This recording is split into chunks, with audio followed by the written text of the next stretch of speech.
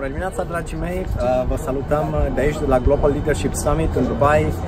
Sunt cu cineva drag mie, Violeta, este una din persoanele cu care fac coaching de 6 luni de zile și acum este și în alte programe de dezvoltare personală și aș vrea să împărtășim cu voi câteva lucruri legate de experiența ei.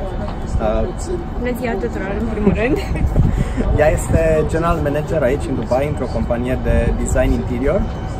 Are o poziție de conducere cu foarte multă responsabilitate și aș vrea să ne zic câteva lucruri legate de momentul în care ai luat decizia de a intra într-un proces de dezvoltare personală și ce te-a făcut să faci asta și ce ai descoperit acolo în acest proces.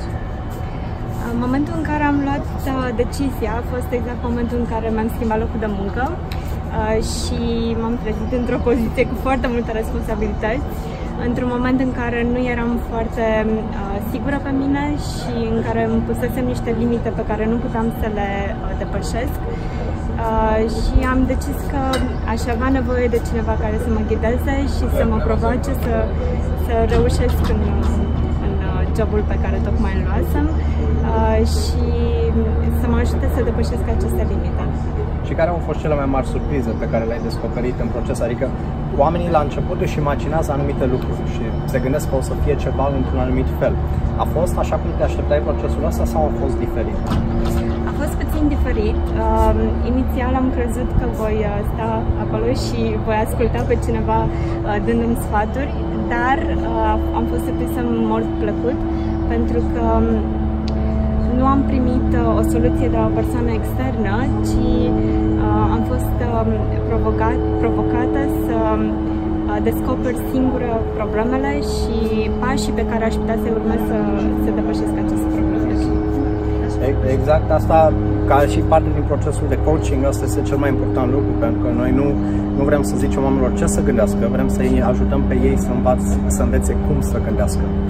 Și prin întrebări, noi tot timpul încercăm să ridicăm nivelul de conștientizare, ceea ce și fac asta și pentru voi în fiecare dimineață când vă trimit o întrebare care să vă ajute pe voi să ridicați nivelul și să vă direcționeze către acțiune.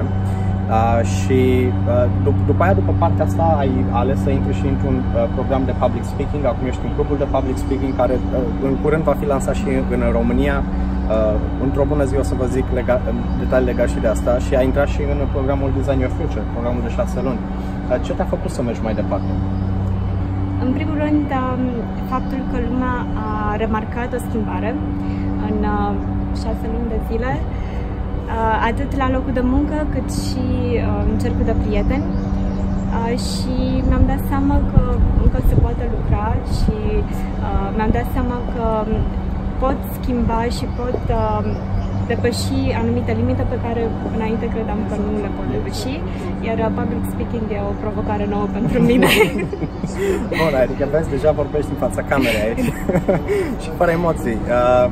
Știu că sunt unii oameni care vin și fac, uite, noi suntem la Global Leadership Summit, este o zi aici de training de dimineața până seara. Sunt unii oameni care vin, bifează ceva pe calendarul lor, după care se duc, mai ajung în 3 luni de zile.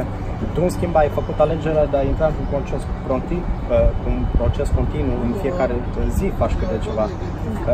Când o să te oprești? Niciodată. Și de ce nu o să te oprești niciodată? Niciodată, pentru că odată ce închizi un capitol, poți deschide altul și sunt multe lucruri pe care le putem învăța. E un proces pe viață, cu siguranță. Foarte tare. Adică, Violeta este o inspirație. Este o inspirație pentru mine și pentru mulți alți oameni. O să mai împărtășesc câteva experiențe ale oamenilor minunați cu care lucrez și în care au schimbări în viața lor. Și schimbările astea, ca să fiu clar tot timpul, nu vin din partea mea, nu vin faptului că oamenii eu nu pot să schimb pe nimeni. În schimb, există un proces pe care l-am învățat, pe care îl împărtășesc cu oamenii, ceea ce și cu voi dau o bucățică din acest proces, după care există acțiunea masivă pe care oamenii o iau. Așa că schimbările vin pentru că procesul este aplicat în viața lor. Acum, un ultim lucru, știi, în fiecare dimineață eu trimit prietenașilor noștri dragi o poză inspirațională și o întrebare care îi ajută să ridice conștiul de nivelul de conștientizare și îi direcționează către acțiune. Dacă este să te gândești în viața ta la o întrebare importantă pe care tu te-ai întrebat sau cineva te-a întrebat, care ar fi cea mai importantă întrebare și în ce context și ce te-a ajutat pe tine întrebarea respectivă să atingi? O întrebare de care poate mă folosesc aproape zilnic în a lua decizii este: care ar fi cel mai rău lucru care s-ar putea întâmpla? Și depinde de răspuns, ori rămân cu decizia respectivă sau găsesc o altă soluție. Ok, foarte tare întrebarea.